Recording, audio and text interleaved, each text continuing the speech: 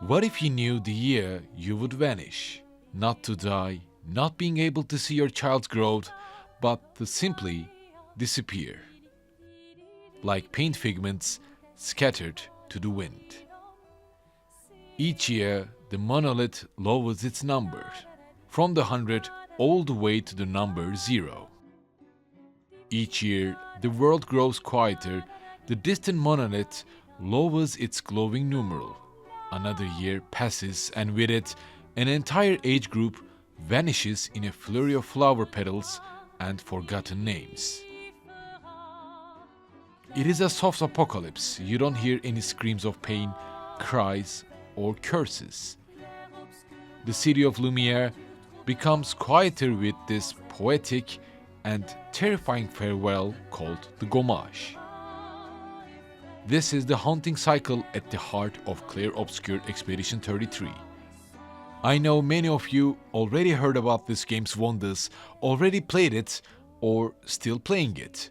Today, I would like to talk about this bittersweet tragedia.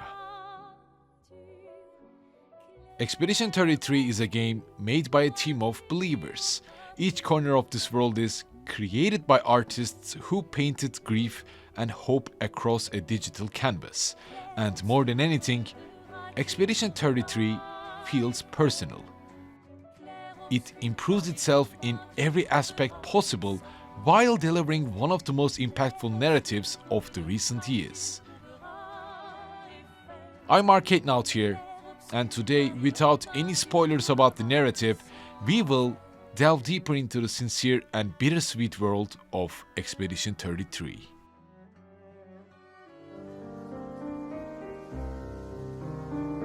To fully understand the world of Clair Obscur Expedition 33, we need to start our journey from its creation. The year was 2020, the world was frozen by a pandemic, and Guillaume Broche, a developer at Ubisoft, found himself frustrated, bored, and starving. Broche wasn't just burned out, he was starving. Starving for stories that felt honest. He grew up inspired with many cult classic turn-based RPGs and willing to create something that dared to build something from these inspirations. With no investors and no studio, just a man in lockdown with a dream that harkened back to his childhood and one of his favorite titles, Final Fantasy VIII. This journey would turn into Clair Obscur Expedition 33. What's moving about this journey is not the end product. When you think about how Clair Obscur's world dressed all up in art, it also shows how much Broche and his team cared.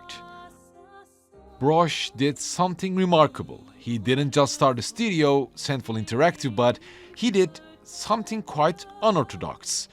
Writers and voice actors found from Reddit, composer discovered on SoundCloud, and most importantly, developers drawn in by pure creative gravity.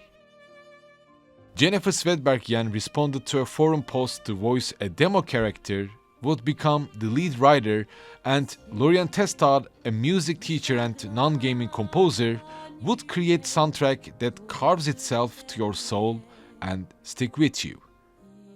I'm gonna say it plain and simple. If my parents like the design, the narrative, the soundtracks of Clair Obscur Expedition 33, it means there is much to be discovered, discussed, and evaluate here. Just like the world of Expedition 33, the cast, the journey, the development, all of it seems chaotic, improvised, yet beautiful. And this care, this creativity, reached 2 million sales in 12 days. Expedition 33 received endorsements from Shuhei Yoshida and Emmanuel Macron alike. And believe me, even if Clair Obscur seems like a game that might not be for you, you will find something to like, something to adore. It might be its characters, its customization choices that lets you play with a parry-focused gameplay or in a more aggressive, reckless tone, or maybe it will be its bittersweet, cruel yet charming narrative that you thought it wasn't suited for your taste. just by saying these words. And into the third or the fourth minutes of this video, yeah, I think I easily can state that Expedition 33 is my Game of the Year nominee, at least one of them. The only place that Expedition 3 falls short is possibly the quality of life elements that would elevate and support your journey and gameplay. Ones such as the lack of journal or a list of items that you picked up or missed during your journey. However, the rest is a total emotional roller coaster.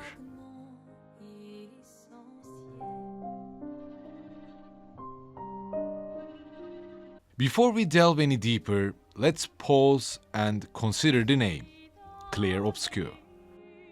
It is the French rendering of the Italian chiaroscuro, a painting technique that plays with light and shadow, not just to depict form but to evoke emotion. I believe this clash of light and shadow, bitterness in a beautiful, majestic, magical world is the core philosophy. However, this meeting of light and shadow doesn't mean that they are enemies, but more like a partnership. Even if they can't get along, they try to find a middle ground. At least they try to. They try to find a way to coexist in tone, in narrative, or in combat. Set in a decaying, dreamlike reflection of 19th century France, Expedition 33 crafts a universe suspended between decadence and decay. The streets are full of people to send their loved ones, their friends to gomage. The skies bruise with unnatural pastels, and far on the horizon, the Paintress sitting in front of a giant monolith, her knees close to her chest with glowing numbers on a towering monolith, indicating the annual death sentence for all of that age. When you think about it, it is deceptively simple. What it allows is profound. Expedition 33 presents a metaphor for societal decline, for youth stolen by inevitability, for a civilization pretending at hope while succumbing to their despair. Every year the number falls, every year another generation just disappears. Just what would you do with your last year? Would you celebrate, mourn, or maybe join the expedition to discover what lies beyond Lumiere and then fight to destroy the Paintress? These aren't just rhetorical questions. Clair Obscur makes you feel the weight of these questions through its festivals, its fading towns. Neither you as the player or the cast knows anything about this dreamlike world. The Paintress, without any motion, without any change, shows herself from far away, making everyone in Lumiere think that she must be the reason of all this suffering. The answer to these questions, and maybe to find a solution for all of this, every year an expedition is sent across the sea to stop her, and none have returned in 67 years. This deeply narrative-driven, turn-based RPG set in a Belle Époque-inspired world that is filtered through surrealist horror and abstract fantasy never forces you to discover its each corner, but it begs you for it. And not only that, but this beautifully crafted world is decorated with impactful, realistic, and sometimes absurd characters.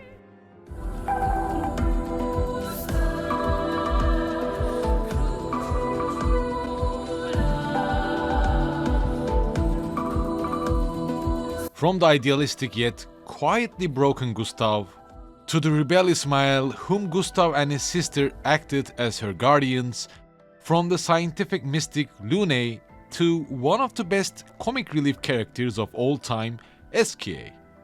Every member of your party feels like a real person. They share their history, their regrets, they talk about their feelings. It simply feels like a family of survivors. Every character has moments that will disarm you. Every character shows their vulnerable side. One moment, a talk between Verso and other characters could leave you in silence. The next, a sincere joke from Esquier could genuinely make you laugh and warms you within. When a character finally breaks down and just asks for a hug, it makes you care about these people. What seems and looks like a video game character starts to etch itself in your mind as an actual person. Obviously, it is not just about the narrative, but the credit must go to the voice cast as well, which includes Charlie Cox, Jennifer English, Ben Starr, and Andy Serkis, and of course all of whom treat the material not like a game but like a theater. There are no filler conversations here and there, just deeply personal exchanges, quiet griefs, and startling vulnerability. Just people admitting they need comfort, someone that cares about their journey, the pain they've been through. And their relationship, their personalities, shine even during the turn-based combat of Expedition 33.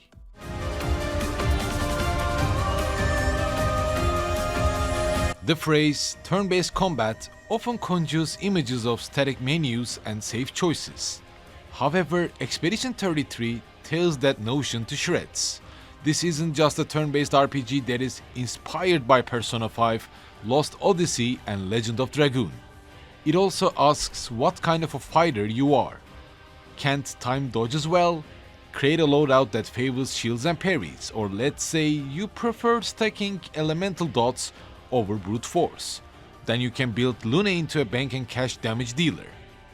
Want to turn Verso into a berserker who earns AP when he receives damage? That was my favorite among all. The Picto system, combined with gear, perks and character synergy, allows for an impressive level of creativity.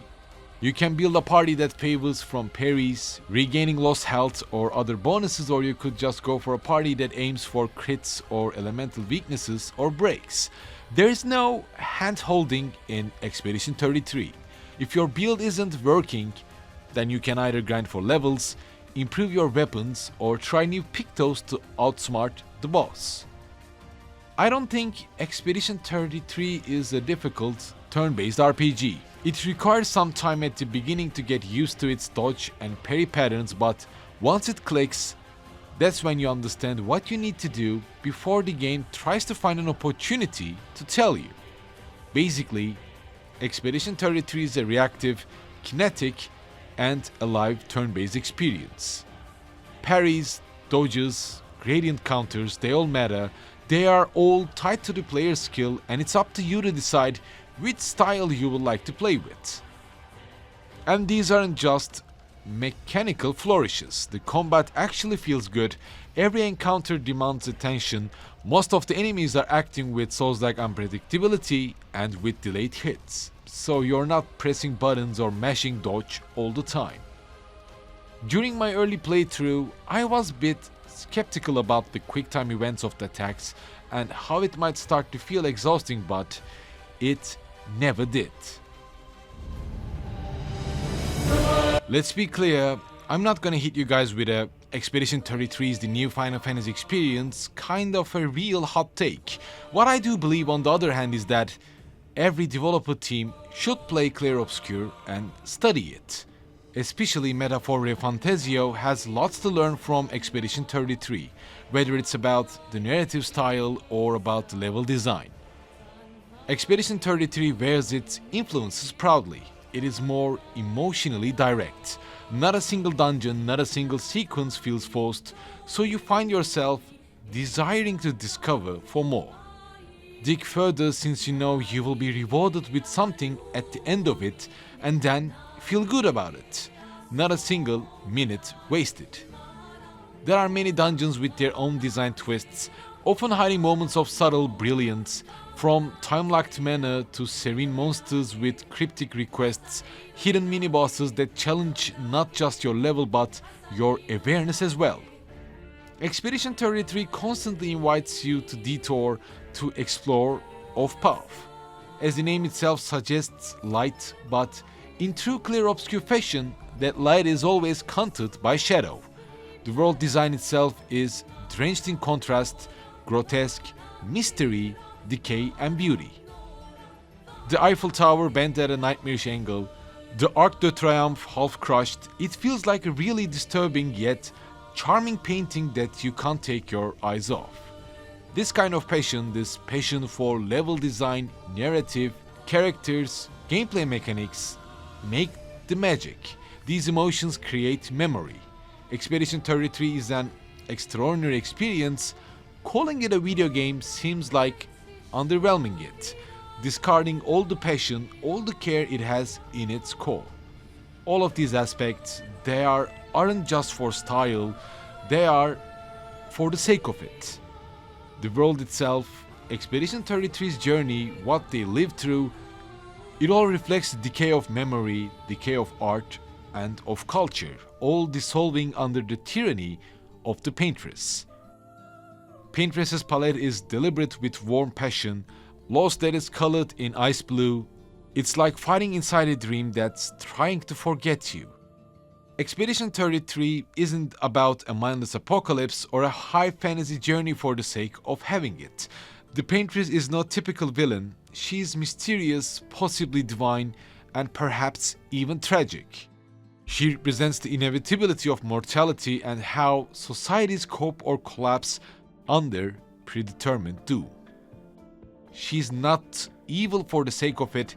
She is an artist believing what she's doing is necessary, thinking it's beautiful, and possibly believe that it's mercy for the people of Lumiere. And in the end, what I try to say is, just stop what you're doing, finish what you're playing currently, and then experience Clair Obscur Expedition 33. It's a bittersweet journey about what it means to live knowing you will be forgotten, choosing to leave something behind anyway. It's an experience that paints grief with dignity and hope with trembling hands, and somehow it all sticks to the canvas. Clair Obscur Expedition 33 is a masterpiece ready to be painted on your soul as well. As always, thank you for watching today's video. What do you think about Expedition 33? Which character was your favorite? Any humble support through YouTube join and Patreon is greatly appreciated, and I will see you soon in my next video.